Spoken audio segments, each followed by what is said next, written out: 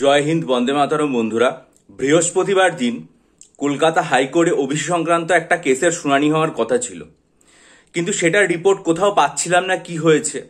অবশেষে এই সময় পত্রিকায় খবরটা প্রকাশিত হয়েছে। দেখে নিন আপনারা, এই সময় পত্রিকায় এই খবরটা এসছে। কি বলা হয়েছে? বলা হয়েছে ওবিসি লিস্টে স্থগিতাদেশের মেয়াদ বাড়ালো হাইকোর্ট। বৃহস্পতিবার হাইকোর্টে বিচারপতি তপব্রত চক্রবর্তী এবং বিচারপতি রাজশেখর মান্থার ডিভিশন বেঞ্চে শুনানির জন্য ওবিসির আদালত অবমাননা মামলা সহ একগুচ্ছ মামলা উঠেছিল। কিন্তু দুঃখের বিষয়, সেই দিন একজন বর্ষিয়ান আইনজীবীর মৃত্যুতে আদালতের কাজকর্ম বন্ধ হয়ে যায়। সব পক্ষের আইনজীবীরা উপস্থিত না থাকায় ডিভিশন বেঞ্চ রাজ্যের তৈরি ওবিসি তালিকায় স্থগিতাদেশের মেয়াদ 31শে অগস্ট পর্যন্ত বাড়িয়ে দেয়। তবে 5 অগস্ট এই পরবর্তী শুনানি রয়েছে। তাহলে ওবিসি লিস্ট যেটা তৈরি হয়েছিল, যেটা হওয়ার কথা ছিল বৃহস্পতিবার শুনানি, সেটা হয়নি।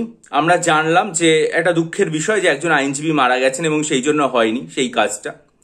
এরবার পরবর্তী শুনানি হচ্ছে 5 অগস্ট, কিন্তু স্থগিতাদেশের মেয়াদ যেটা রয়েছে সেটা বাড়িয়ে দেওয়া হয়েছে 31শে অগস্ট পর্যন্ত। এখন আমাদের এটাই দেখার যে 5 অগস্টে এখান থেকে কি আপডেট উঠে আসে।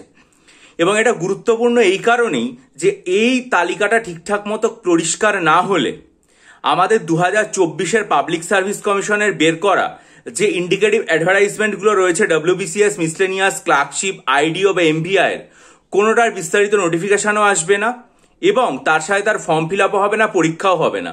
জানুয়ারি মাসে আমরা জেনেছিলাম যে একটা ক্যালেন্ডার তৈরি হয়েছিল, সেই ক্যালেন্ডারের কোনো কিছুই শেষ পর্যন্ত আর মানা সম্ভব হচ্ছে না এবং সেগুলোর সময়সীমা একটা একটা করে ক্রমশ পেরিয়ে যাচ্ছে। এবং 2024-এ আদৌ আর এই পরীক্ষাগুলো হবে বলে কিছুই মনে হচ্ছে না।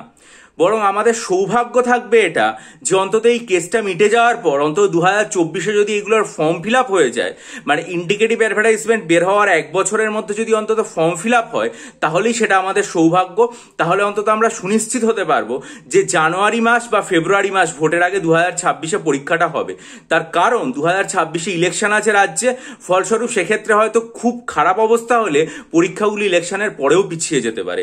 তাই আন্তরিকভাবে চাই যে আগস্ট মাসের মধ্যে কেসটা সমাধান হয়ে যাক এবং সমাধান হওয়ার পাশাপাশি ফর্ম ফিল আপটুকু অন্তত এবছরে হোক, যাতে সামনের বছর প্রথমার্ধে পরীক্ষাগুলো হতে পারে।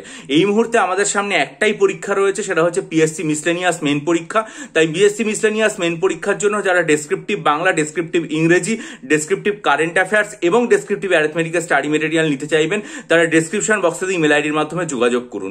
বহু পরীক্ষার্থী যোগাযোগ করে স্টাডি মেটেরিয়াল নিয়েছেন, উপকৃত হয়েছেন। আশা করি আপনারাও উপকৃত হবেন এবং আমার সর্বশেষ কমিউনিটি পোস্টে দেওয়া এই সংক্রান্ত দুটো ভিডিও খুব মনোযোগ দিয়ে দেখবেন। ভিডিওটা লাইক করুন, বন্ধুদের মাঝে শেয়ার করুন, আপনাদের মূল্যবান মতামত দিন এবং অবশ্যই চ্যানেলটা সাবস্ক্রাইব করে বেল আইকন প্রেস করুন। আর এই যে ওবিসি সংক্রান্ত লিস্ট, এটার যে একটা সমস্যা তৈরি হয়েছে, সেটার কারণে বহু পরীক্ষার্থী তো আমাকে জুন মাস থেকে অনবরত বলছেন ডব্লিউবিসিএস এর জন্য সাইকোলজি, ডব্লিউবিসিএস এর প্রিলিমস মেন্সের জেনারেল স্টাডিজ এবং ডেসক্রিপটিভ বাংলা ইংরেজির ব্যাচ চালু করতে পারছি না শুধুমাত্র এই ওবিসি কেসের জন্য। এটা মিটে গেলেই আশা করছি দ্রুত ব্যাচ চালু করবো। তার জন্য চ্যানেলে নজর রাখবেন। ভালো থাকুন, বিজয়ী হন।